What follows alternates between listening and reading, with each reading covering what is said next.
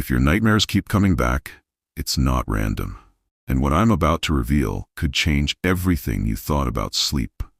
What if I told you the night is not just a time of rest, but a meeting place? A quiet hour when doors open, permissions are tested, and memories you never invited begin to speak. What if the dreams that chase you are not imagination, but messages, signals sent with intention? I didn't believe this at first. I laughed it off. I explained it away. Until the dreams stopped behaving like dreams. They came with patterns, the same rooms, the same faces, the same fear that arrived before the images even formed. I would wake up already tired, already tense, already watched. That was when the confession began, though I didn't know it yet.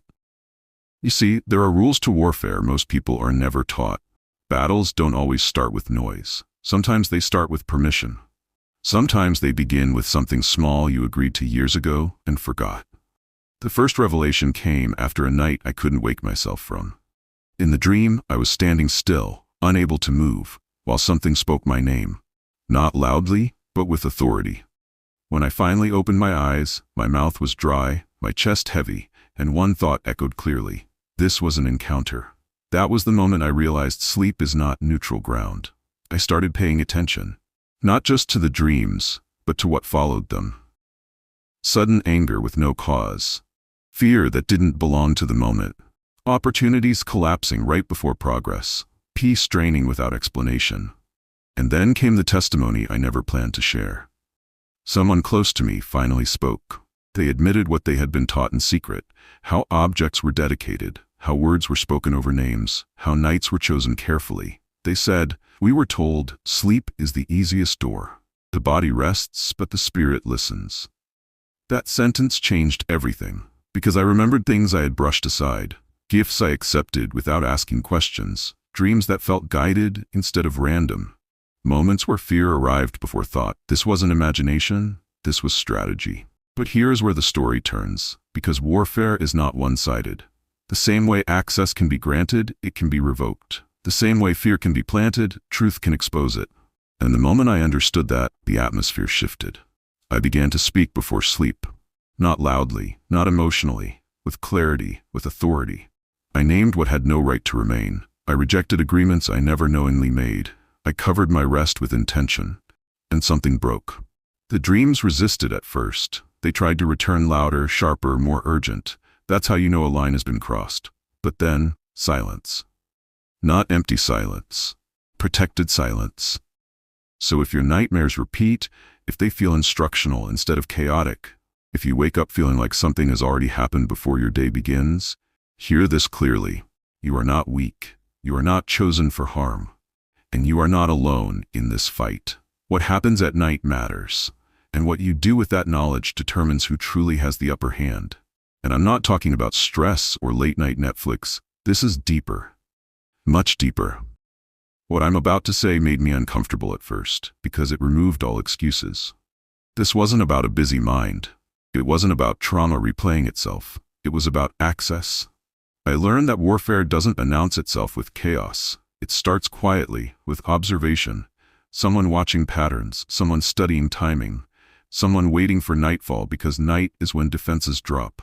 The testimony that confirmed this came unexpectedly. A woman sat across from me, hands shaking, eyes steady. She didn't speak like someone imagining things. She spoke like someone finally free enough to tell the truth. She said, "We were trained to wait until people slept. That's when instructions land easiest. That's when fear sticks without argument." She explained how names were written down, how dreams were targeted to repeat until the person accepted them as normal, how exhaustion was the goal. Not possession, not madness, but weariness. A tired person stops resisting. That confession pulled a veil back, because suddenly the patterns made sense. Why breakthroughs always collapsed after certain nights, why confidence drained without conflict, why joy faded even on good days. This was not coincidence, this was a campaign. But here's the part they never expect you to learn. Access is not permanent. The revelation came during another night, one meant to intimidate. The dream tried to replay an old scene, a familiar fear. But something was different. I was aware, and instead of freezing, I spoke, not in panic, not in anger, with authority that didn't come from emotion, but from truth. The environment shifted immediately. The fear lost its grip. The image broke apart like it had lost permission to exist. I woke up knowing something had ended. The warfare didn't stop because I became stronger. It stopped because I became aware. That is the secret no one tells you. These battles rely on ignorance. They rely on silence. They rely on you assuming nothing can be done. But once light enters the story, everything changes. If you've been waking up already drained, if your nights feel active even when your body rests, if the same dreams try to return again and again, you're not losing your mind. You're being invited to fight differently. And what comes next, what I'll reveal after this, is how to shut the door completely. After decades inside the world of dark spiritual practices and seeing firsthand how unseen forces manipulate sleep, I can reveal the truth few dare to speak. I say this calmly, without fear, because fear is no longer useful to me. I was not an observer from the outside. I was trained, I participated, I followed instructions that were never meant to be questioned. We studied timing more than symbols. Hours mattered. Phases mattered. Sleep was always the target because it bypassed resistance. A waking mind argues, a resting one receives.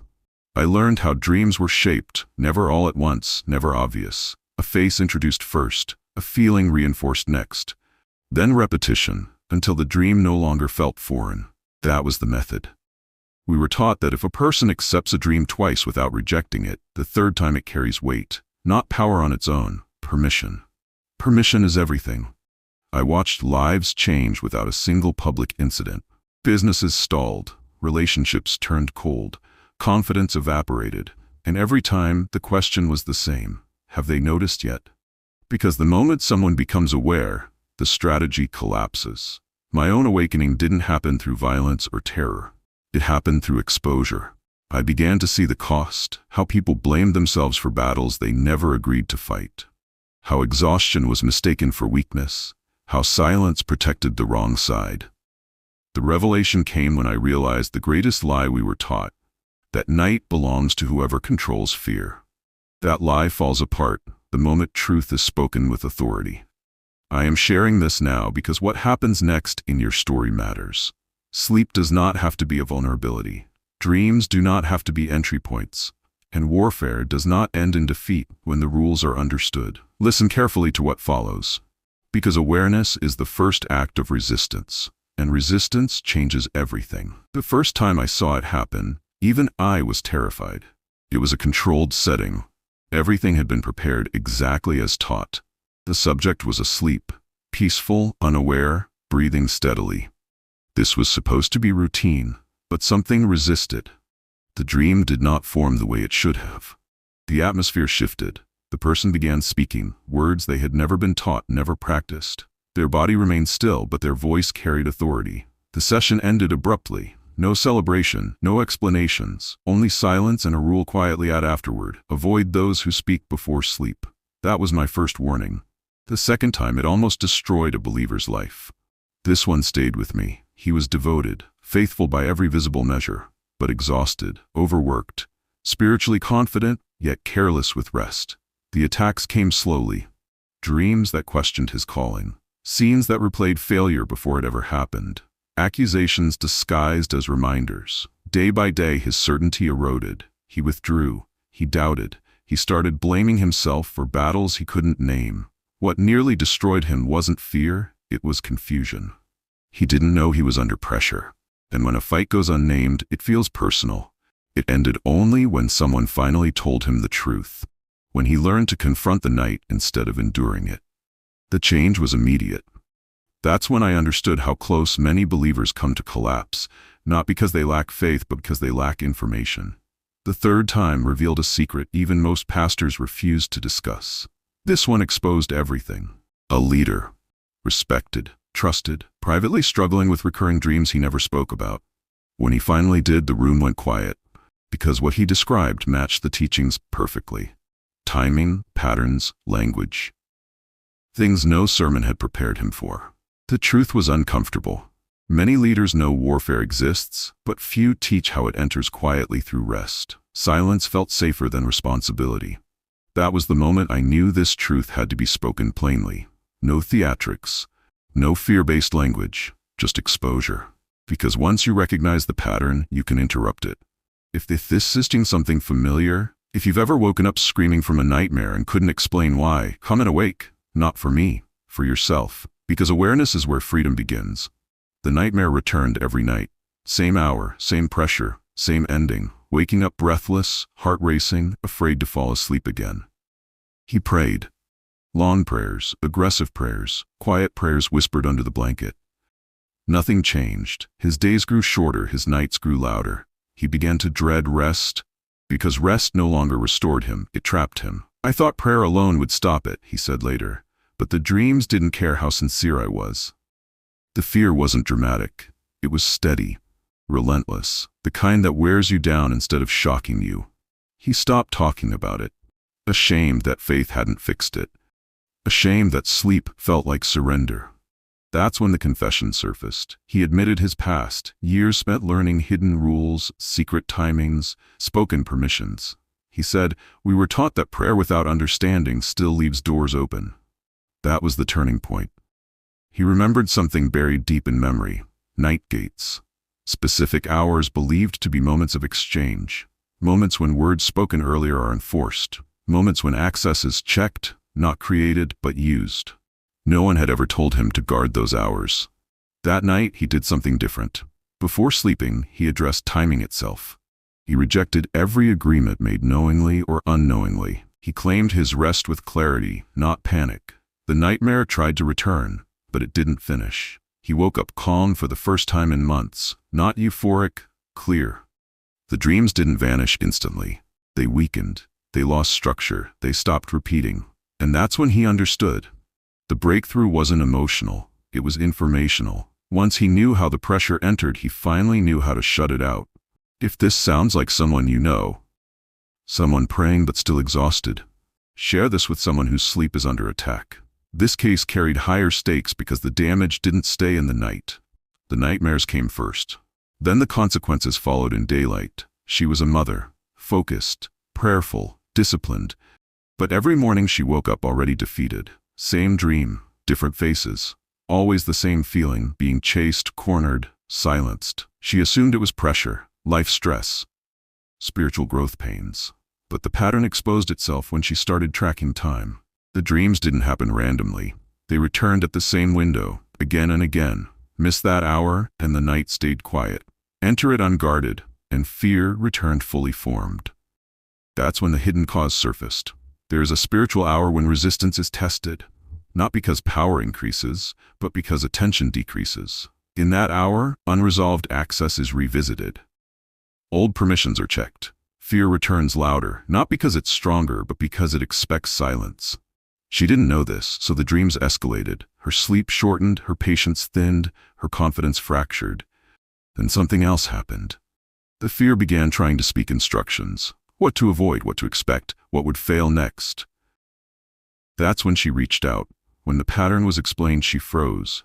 Because suddenly everything lined up. The timing, the repetition, the emotional residue left behind after waking. She asked one question: is there more than 1 hour? Yes. The first hour tests entry. The second reinforces agreement. But the third hour, that one is even more dangerous. I'll reveal it soon. That night, she didn't sleep passively. She prepared. She spoke boundaries over her rest. She rejected fear before it formed words. She covered the hour instead of enduring it. The dream tried to return. It failed. Not dramatically. Not violently. It simply lost its place. She woke up alert, peaceful, present. For the first time in weeks, nothing followed her into the day. That's when she understood. Fear survives on timing. Protection activates through awareness. If you want covering over your sleep tonight, if you refuse to fight blind anymore, type "I receive," because what's coming next explains how to stay protected permanently. Here's the warning most people never hear. Most Christians unknowingly invite the pressure back into their sleep by treating the night casually after fighting hard in the day. They pray passionately, then fall asleep distracted, exhausted, uncovered. That gap matters. One common mistake is sleeping with fear still unchallenged. Fear unaddressed does not fade, it waits, and whatever is tolerated before sleep often returns with structure during it. Another mistake is replaying disturbing dreams out loud without authority. talking about them repeatedly, describing them emotionally, rehearsing them instead of canceling them. Words matter, especially after rest. There is also the habit of ending the day with noise, endless scrolling, arguments, violent images, confusion entering the mind minutes before sleep. Scripture makes this clear without drama. What you set your mind on determines what follows you into rest. Peace guards, confusion exposes. Another mistake is assuming, if it were serious, I'd know. But the night doesn't warn, it tests. Even believers reopen doors by thanking God for protection, but never claiming it. Gratitude is powerful, but authority must be exercised, not assumed. The pattern is simple and ancient. Watchfulness precedes rest. Light before sleep removes access. If you've ever done these unknowingly, if you've ever fought hard in prayer, then slept unguarded, comment stop. Not as fear, as awareness. Because once a mistake is exposed, it no longer has control. Listen carefully. This is practical, and precision matters. Step 1. Choose the hour intentionally. Do not wait until your eyes are already closing. Set a fixed time before sleep, at least 15 minutes earlier, where nothing else competes for your attention. This is where authority is established, not begged for. Pause this video and do step 1 before continuing. Step 2. Close the day verbally. Do not carry unfinished emotional weight into rest. Out loud, say this in your own words. I close this day. I reject every fear, image, word, or thought that did not come from truth. I do not permit them to follow me into rest. This matters because silence can be mistaken for agreement. Step 3. Address timing directly. Most people never do this. Before sleeping, state clearly that every hour of the night is covered. Not just the beginning, not just the middle, all of it. Why? Because pressure looks for gaps, not strength. Step 4. Remove common traps. No disturbing content before sleep. No replaying fear. No falling asleep angry, distracted, or overwhelmed. These are not small things, they are openings. Step 5. Seal rest with intention. Do not rush this. Declare that your sleep is for restoration only. No instruction, no intrusion, no repetition of old dreams. Say it calmly. Authority does not shout. Here is the warning you must remember. Even one misstep, one careless night, and the nightmare often tries to return. Not because it won, but because it checks consistency. That's why this is done nightly. Not in fear, in discipline. Pause this video now if you need to. Do step 1 before moving forward. Because what comes next explains how to recognize resistance before it ever reaches your dreams. The 3 hours fear respects most. Stay with me. This is where patterns become visible. Hour 1. The subtle test. This is when most people think nothing is happening. Sleep has just settled in, the body relaxes, the mind loosens its grip. This is not about terror, it's about suggestion. A small image, a familiar worry, a thought that feels like your own. If it passes unnoticed, it's logged, not acted on, remembered. That's why many wake up uneasy without knowing why. The first hour doesn't attack, it observes.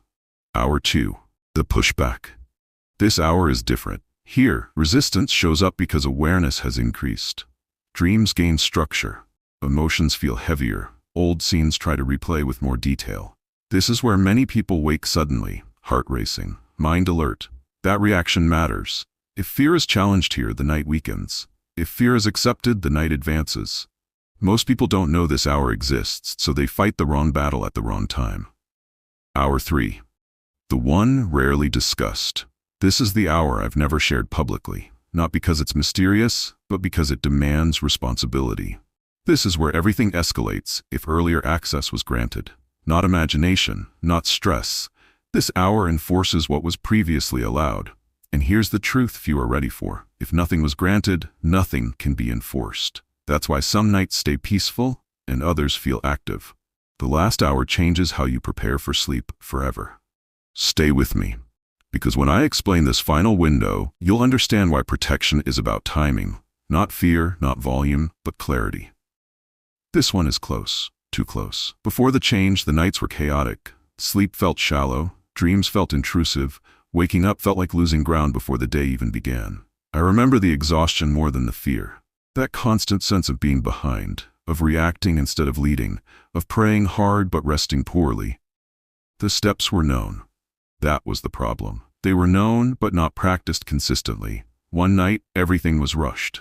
No preparation, no closing of the day, just collapse into sleep. The result was immediate. The dream came back sharper than before, not louder, clearer, more intentional, like it had been waiting for permission to resume. I woke up shaken, not confused, warned. That was the night I understood something critical. Ignorance creates vulnerability, but inconsistency invites pressure.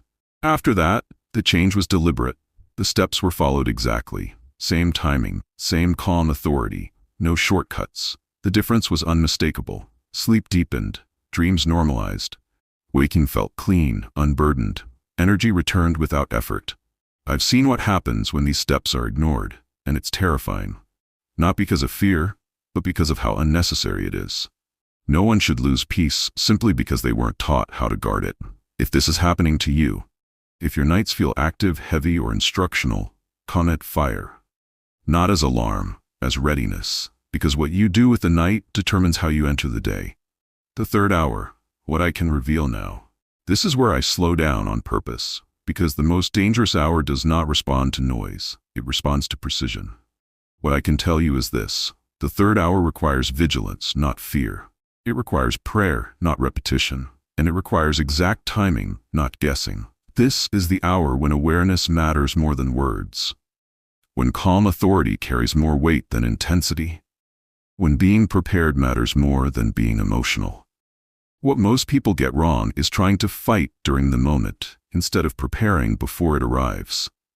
That's why the full method cannot be rushed. It involves how you end the day, what you speak over your rest, and how you recognize resistance before it ever forms images. I will reveal the complete strategy in my next video, step by step, without confusion, without fear-based language. Until then, do this. Share this with someone who has been waking up tired without reason, someone whose prayers are strong but whose sleep feels contested. And stay engaged. Comment, respond, speak up, because silence keeps patterns hidden, and exposure breaks them. What you now know is already shifting something. The rest, I'll reveal very soon. Now you know what they fear. Not noise, not panic, not exhaustion-driven prayers. They fear awareness. They fear consistency. They fear someone who understands timing and refuses to sleep carelessly.